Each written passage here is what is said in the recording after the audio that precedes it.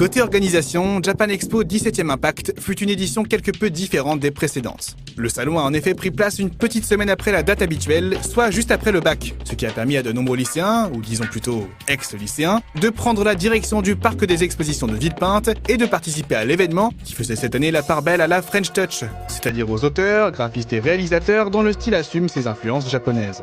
Ce samedi, comme à l'accoutumée, la scène réservée à Just Dance était quasi systématiquement bondée de spectateurs, déguisés ou non, bougeant tous ensemble au rythme des tubes d'hier et d'aujourd'hui, comme l'immortel Don't Stop Me Now de Queen. Un spectacle désormais habituel, mais toujours aussi sympathique et impressionnant. Et pour rester dans les habitudes, les équipes de Noob et de la Flanders Company étaient présentes. Les deux troupes se sont d'ailleurs associées pour animer le Floop Show. On a l'honneur et le privilège de vous annoncer ici maintenant la fusion, absorption, digestion des équipes Noob et Flanders Company. Un crossover durant lequel les spectateurs pouvaient assister à des sketchs où les comédiens s'échangeaient leurs rôles.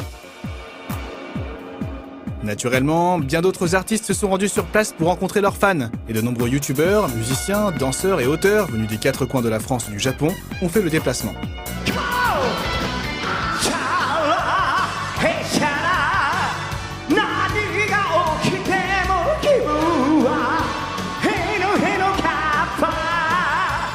Mais il y avait, outre ces rencontres et séances de dédicaces, un nombre impressionnant d'activités à faire tout au long de cette troisième journée de salon.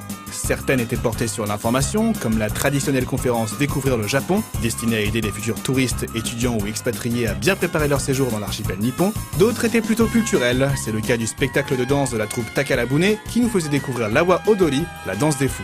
Enfin, après tous ces concerts, masterclass et showcase, la journée s'est terminée avec la projection de la fin de Damned 7, une conclusion très attendue qui se termine sur un... à suivre. Une bonne nouvelle pour les fans, mais sûrement beaucoup de boulot pour l'équipe.